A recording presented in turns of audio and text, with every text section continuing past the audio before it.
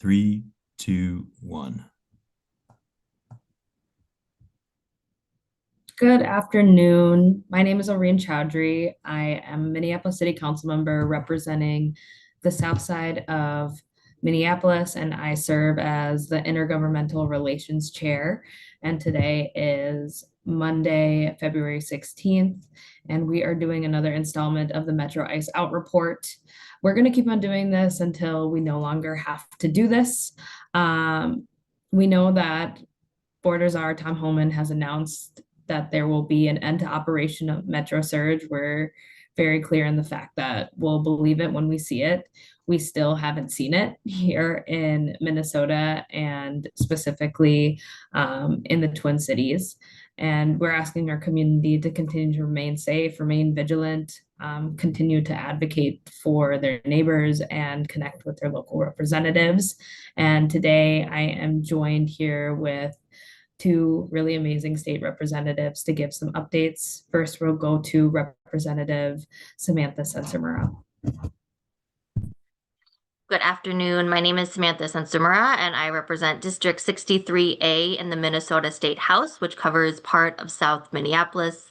Happy to be here today. As Councilmember Chowdhury said, we will believe the end of Metro Surge when we see it. While many neighborhoods in Minneapolis, including my own, have seen some slowdown or minimization of ICE activity, we know that our neighbors are still not safe.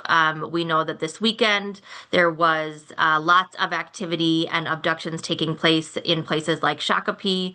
And so we are asking all community members to continue to be vigilant, and especially at this time to document if you see continued activity from ICE. We know that the ACLU is asking residents to submit things that they are seeing that are happening after the remarks from Tom Homan about the drawdown, because we need to make sure that we are still collecting the evidence of what is happening with ICE, especially if it is different from the official message that we are getting from the federal government. I'm here because I want to talk about tomorrow, which will be the first day of the legislative session. So tomorrow is February 17th. We are coming back for the second year of the biennium of the 25-26 legislative session. It's going to be starting on a very somber note. Tomorrow will not be a normal day at the state legislature. Both bodies, the House and the Senate, will be taking time to honor and remember our friend, our colleague, and our former leader, Melissa Hortman, who was killed in an act of political violence along with her husband, Mark, this summer, an act of violence that also impacted the Senate with the shooting of Senator John Hoffman and his wife, Yvette, who survived. And we are so grateful that he will be there tomorrow with us in person. An act of political violence that also targeted many members of the state legislature. It has been a tremendously difficult and hard year here in Minnesota.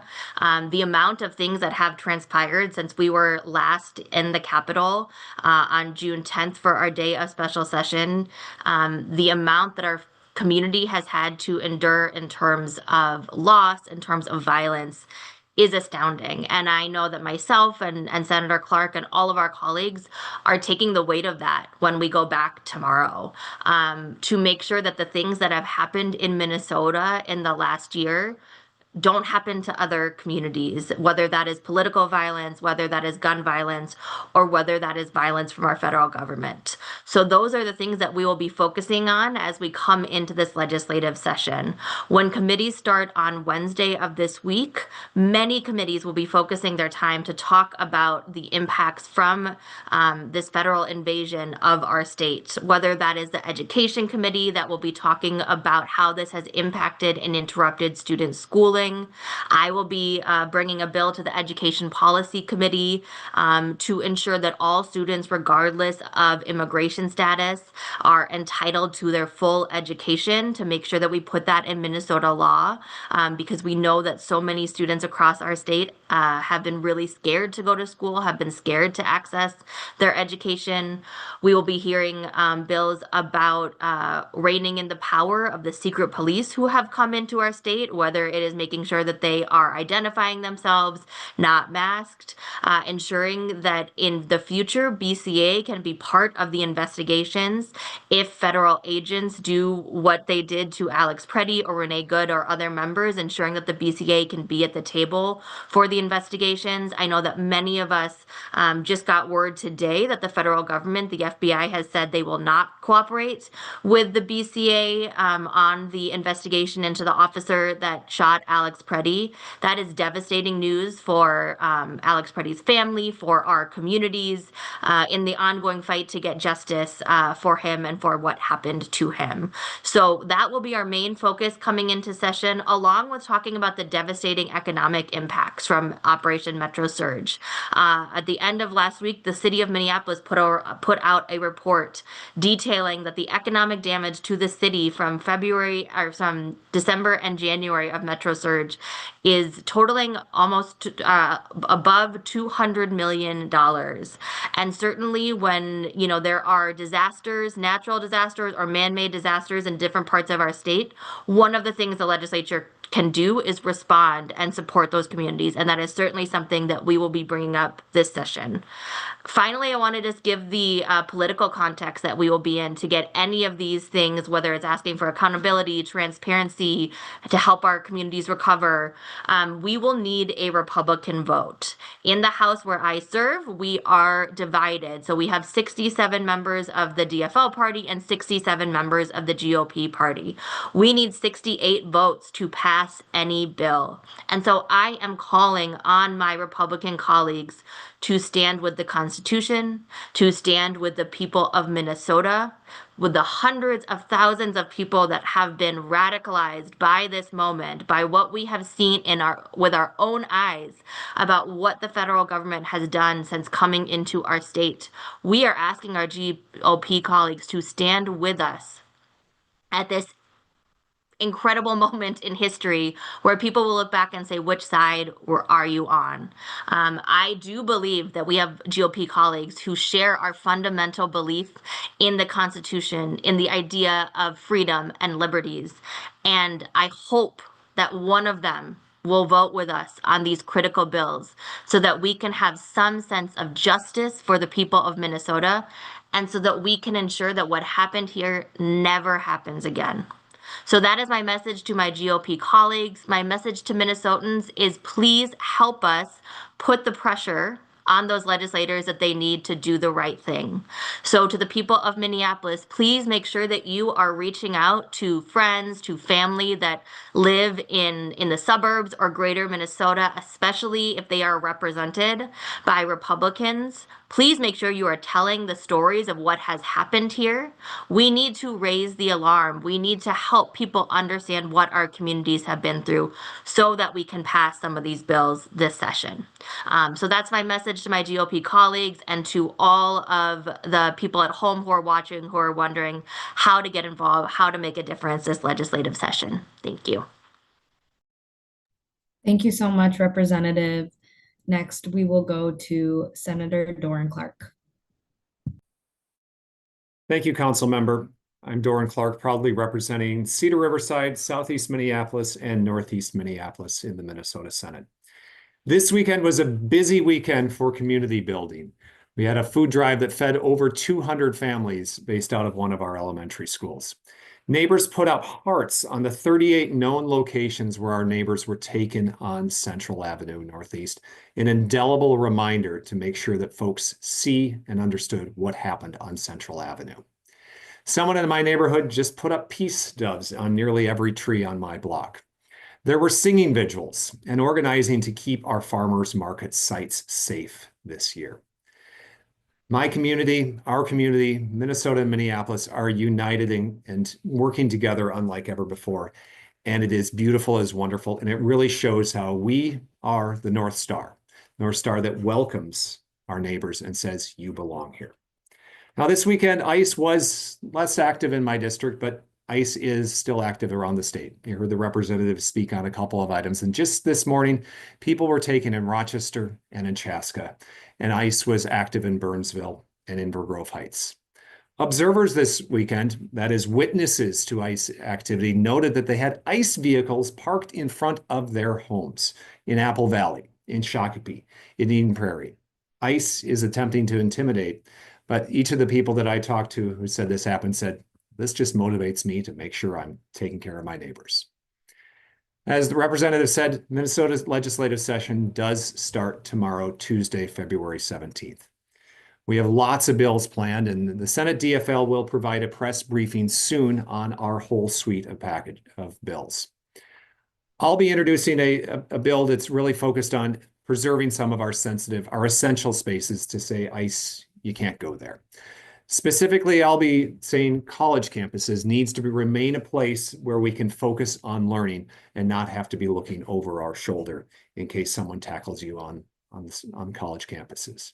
Others will be introducing bills on elementary schools, places of worship, hospitals, daycares, and all the places that really need to remain, well, what they are: sensitive, sacred, and essential, a place where you can just go about your daily life.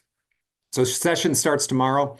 And yes, as the representative said, we are looking for folks to come on over and help us out and make sure that we can pass these bills.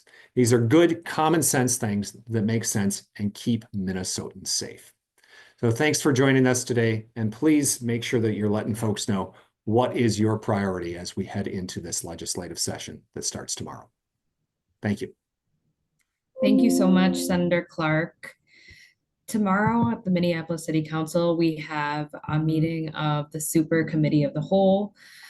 With this Operation Metro Surge and ICE occupation and invasion, the City Council has gone into this emergency structure where we aren't having standing committees. We just have this mega committee, and then we have our full council 2 days following on Thursdays, and then we do this every other day. And so tomorrow at 9:30 a.m. we have a meeting of the Super Committee of the Whole, and we will be talking about several items related to this ICE occupation.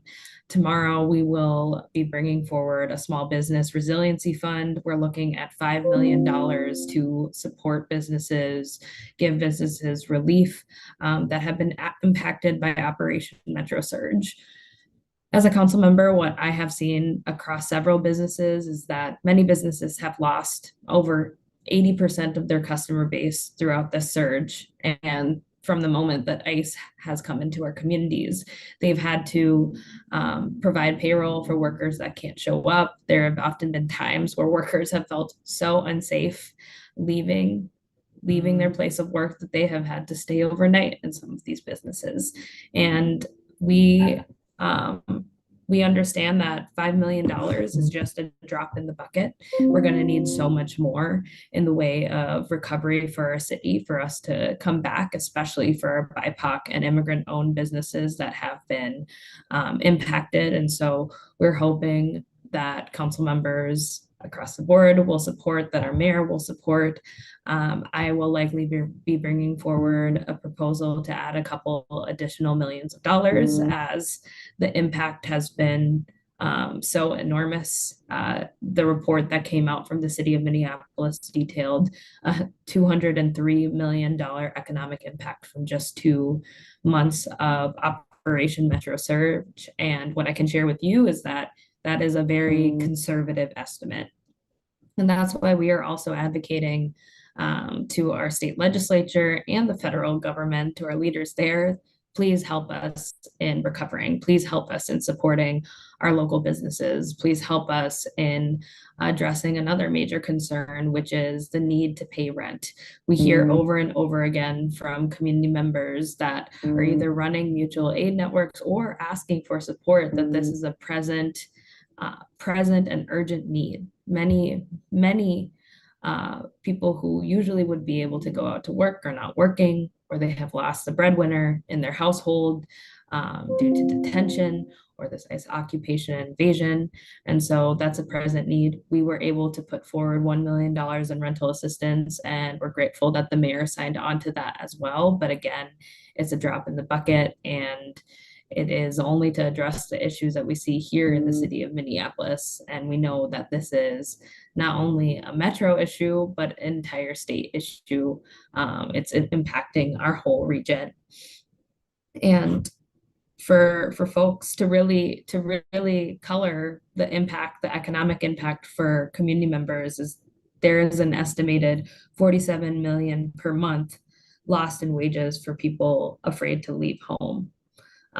There is an additional 76,000 people citywide that may be experiencing food insecurity as a result, bringing a total of 136,000. And that's just staggering. And in an emergency where people are relying on food assistance from our food shelves, we know that there is an impact to overall nutrition and health because they aren't getting the healthy, fresh foods that all of us rely on. And that's just an additional impact. The other things that we will be bringing forward include a resolution calling on the governor for utilities shut-off moratorium.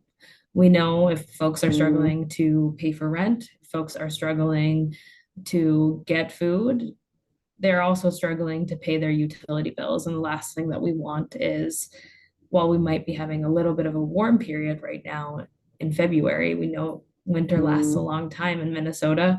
The last thing we want is for their gas and electric to be shut off, especially if they are caring for young children who are also feeling a major impact as at a peak, there was about 7,000 students in Minneapolis public schools alone that needed to go to e-learning. So we will continue to stay vigilant. Even today, I'm hearing from community members the rapid response work that they're doing, that there is a presence of ICE in our communities, and we are going to, again, believe it when we see it when the surge is over.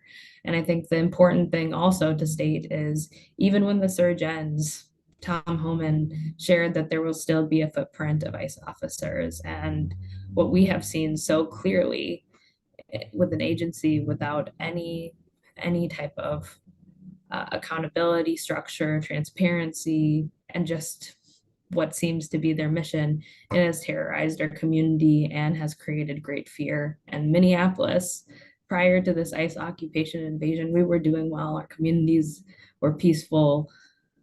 We were taking care of one another and will remain to do so. But I join the call that several elected officials have made in saying we should not see any more funding go towards the Department of Homeland Security, especially as that exorbitant amount of funding has led to the execution of our community members, the tearing apart of families, the targeting of children, racial profiling, all at the cost of the needs that Minneapolis residents, Minnesotans have, which is healthcare, affordable housing, good infrastructure, the basics that are being taken away to fund a reckless and an unaccountable agency.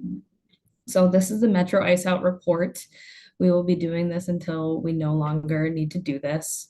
We're going to play it by ear and see what becomes apparent in the next few days. And we'll continue to report out and share when we will be having our next Metro ICE Out report. Thank you to the legislators that joined on today, and thank you for tuning in.